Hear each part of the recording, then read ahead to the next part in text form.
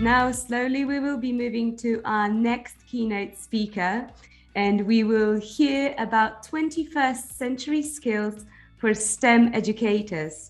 Please welcome the Assistant Professor of Education Studies at Zayed University, Dr. Areej Elsayary. Areej has over 12 years experience with specific expertise in science, technology, engineering, art and mathematics, known as STEAM, curriculum design and development, teaching and learning, assessment, and schools accreditation. Prior to joining Zayed University, Areej was working as a curriculum advisor at Al-Ittihad schools across UAE. Areej completed her PhD in education management, leadership, and policy. Her master's degree was in science education with specialization in STEM education at the British University of Dubai. So welcome, Areej. Thank you. Thanks for joining us. It's nice to have you, and over to you. Thank you so much for the introduction. Actually, I'm going to skip the introduction. It's already done. Thank you, Kate, for that. So I will have another introduction, and I would like to start with before I go direct to the topic.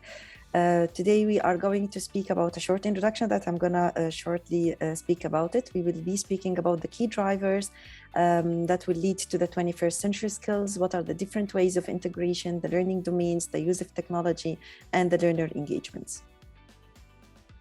So this is one of the things that we usually hear in schools. I taught Stripe how to whistle. I don't hear him whistling. I said I taught him. I didn't say he learned it.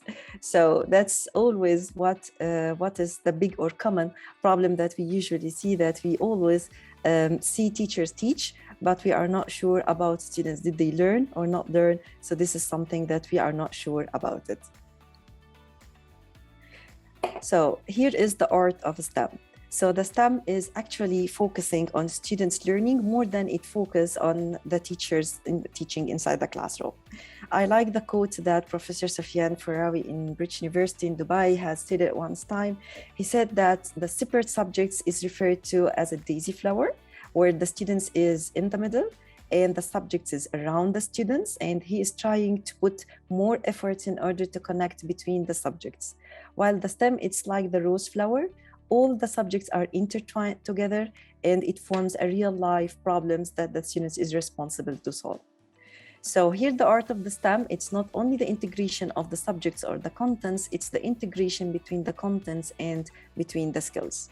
And these skills are the inquiry, the logical reasoning, the 4 C's, and the investigations. And here the 4 C's has been identified as communication, collaboration, critical thinking, and the creativity. But again, we still see disconnection between the learning that is happening in the classrooms and the way they are assessed. So here is the problem again that we are facing between the teaching and learning inside the classroom and the standardized assessment, and how students can score high in standardized assessment. Teachers started to feel the tension between teaching creativity in the classroom or prepare students for the standardized testing. So here is the challenge that we face in schools, and I believe maybe 90 to 95% of teachers are facing the same problem. So again, there is another thing that we have a set of books, a set of resources that we need to transfer it to a real life application and try to teach it to students and know how to solve the problems and overcome the challenges. So again, another tension for the teachers. How can we do all of that? It's exhausting, it's tiring, and sometimes we are in a situation that we don't know from where should we start. So here are a lot of questions has been raised in the past 10 to 15 years. Will we have the same jobs after 10 or 20 years from now? What competencies are needed for the demands of the new jobs that do not yet exist, and we are preparing students for it? And I believe that nowadays we heard about jobs that is not there 25 years back, and we saw that there are some jobs that has been banned and we don't hear about it anymore. What will learning look like after COVID-19? How can teaching and learning presence be promoted in online, blended, or even face-to-face learning? How can students' cognitive, social, and emotional skills be developed in this environment and in this situation? How can students' engagement in online learning be enhanced, or even the face-to-face or in the blended learning approach? So here we are going to speak about the key drivers. So let's go backward and start from the beginning. We will not speak now about the 21st century skills, but we will speak about the key drivers that lead to the 21st century skills. So here are the 4 key drivers. We need to understand what are the different ways of integration. We need to understand the active learning domains and how to transfer our students or our learning to be active rather than being passive. What are the learner engagements and how can we focus on the learner engagements to make sure that they are highly engaged in the lessons? And the use of technology and how it enhances the 21st century skills. So first of all, we'll speak about the different ways of integration. It has been identified by many researchers. However, the simplest form of identifying the different ways of integration is by Duggar and Fellow. They have stated this in one of the researchers in 2011. The first way where all the letters of the STEM is being in a capital letter, but it has been separated, where here it means that the focus is on one subject and there is a problem or a challenge from another subject that is implemented within this subject. So to clarify, we might have a science problem that is implemented in a math subject, or we can have a math problem that is implemented in a science subject. The second way, we have a focus on 2 subjects, while the others has been neglected in some way and has been taught embeddedly within these 2 main subjects. The third one, which is proved to be the highest level of integration, and it has been called as the transdisciplinary, where the focus is on one subject and all subject has been implemented within that subject. Example of that, like the robotics, the electronic design, all of these subjects have been proved that it is following the third way of integration. So here we have the first one is the multidisciplinary, the second one is the interdisciplinary, while the third one is the transdisciplinary. So here are other ideas about how to implement the STEM education. We all know the cross-curricular and how we set a map of topics and the subjects around it, and then look closely in each subject and start to identify the contents. We have the problem-based learning, where we start by a problem first, and we need to go through a process of identifying the problem, finding the alternatives, and try to find the best solution. We have the project-based learning, where we sometimes apply the design thinking process or the engineering design process. We have the learning centers that is embedded in the classroom, especially in the early years or in the primary level. And we have students who are shuffled in different learning centers where they are all solving the same problem or having the same project. We also have the theme-based, and it's very well known in the primary, middle, and even in the high school. So to move on to the next key driver, which is the learning domains. And actually, I like to present it visually by the head, heart, and hand model. So the head is the cognitive domain, the heart is the affective domain, and the hand is the psychomotor domain. To clarify these terminologies, so the cognitive domain is about the thoughts, the thinking, the reflection, the peer assessment, the self-assessment, the feedback that are given to students. The affective domain is about the emotions, how do they feel, to what extent they are motivated intrinsically or extrinsically, how they are interact together in peers or in groups or even one-to-one, the interaction between student to student and the student to teacher. All of these are falling below the affective domain. Lastly, the psychomotor domain, which are the implementation on the ground, the actions, the creation about the projects or solving of the problems. So here are the learning domains. We can identify it in a pyramid between the active and the passive learning. We need to consider 3 different areas. While considering these areas, we need to think about the actions that we are doing while we are teaching. So if we are lecturing the students, here they acquired only 5% of the information. If we read with them, so here are 10%. If we put some audio or visual presentations, so here is 20%. If we engage them in demonstration and investigation, here is 30% acquired. When they are involved in discussion between each other or between them and the teacher, so here is 50%. When they are practicing, doing something, solving a problem or implementing a project, so here is 75%. When we ask them to reflect, tell us, what did you learn?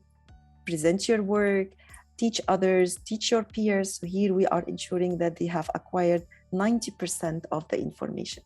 So here is how to transform our way from being passive to being active. And if you notice or look carefully, you will find that the 3 learning domains have been implemented when you go to the 90%, which is teaching others. So if you pass through all of these actions in the classroom, so you have covered the 3 learning domains. So here we have the affective engagement. And here are some ideas about how can you implement it in the classroom.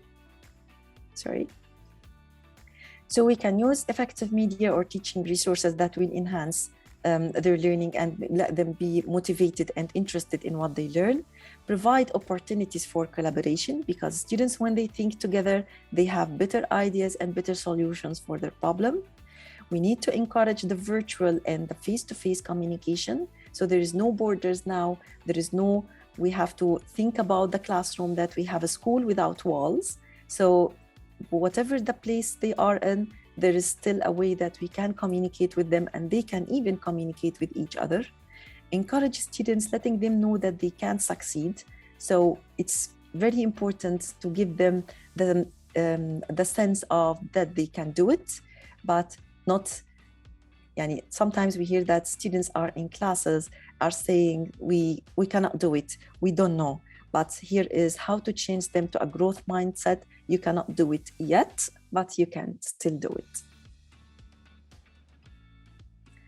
For the cognitive engagement, here are some ideas. Provide appropriate scaffolding that is at the learning level. We need to go to the students' learning level and to make sure that we are differentiating learning to them. We need to provide many checking points during the learning journey where they can stop, reflect, stop, peer assess, stop, and self-assess your work. We need to ask them higher order thinking questions that lead to curiosity, and more questions can be raised by them and led to their own investigation based on their own interesting areas. Let them reflect on their learning and give feedback about what they are doing, and the constructive feedback here is very, very important. So speaking about the reflection, let me just clarify this. We have 2 types of reflection. We have reflection in action and reflection on action. The reflection in action that is happening during the learning process. While they are doing their projects or solving the problem, they have many checking points where they need to stop and reflect. However, the reflection on action is what is happening after the event happened and after the learning finished, and they start to present their work and reflect on the whole ideas. So these are one of the important things that lead the 21st century skills, which is the critical thinking and the reasoning skills that is started from here. Here are some examples. This is one of the examples of reflection in action. If we are using the engineering design process, in each step of those, we stop, they receive feedback, they speak, they discuss, they reflect. We ask them higher order thinking question, and here they are reaching to the highest level of thinking, where they are, which we call it the critical thinking. And before it's called the critical thinking, it was named as reflective thinking. This is one of the samples about reflection on action. After the learning happened, so they have certain questions or few questions that they need to reflect about their experience in what have happened and start to think about the future plans and what they are going to do later on. Last part, which is the psychomotor engagement. Here, ideas that can be shared, engage them in a theme-based, problem-based, project-based, inquiry-based learning. All of these types of learning, they are very similar. There are some differences between them, of course, depend on the project, the problem, or the lesson that we teach. However, all of them have common thing, which is raising students to the higher order thinking and ensure that they are reaching or acquiring that 21st century skills. Use design thinking or 5 E's process. provide a lot of hands-on activities. So here students need to be users of information instead of being receivers of information. If you enter the classroom and you find the teacher is speaking and the students are sitting quietly or behind the desks and they are not moving, so make sure that this is a teacher-centered approach and there is no skills acquired, and this is the lower order thinking. When you go to the classroom, you find that it's a very busy classroom. It might be somehow noisy, but everyone is engaging learning. They are working in groups. They are producing products by the end of the lesson. So make sure that this is a student-centered approach, and here the students know exactly what they have to do and understand their way, and the teacher is just a facilitator. We call it guiding on the side instead of being sage on the stage. Then we move on to the third key driver, which is use of technology. And we have different ways of using technology. It could be through the online learning, the blended learning. We have also the collaborative learning. We have the interactive learning, and we have the laboratory learning.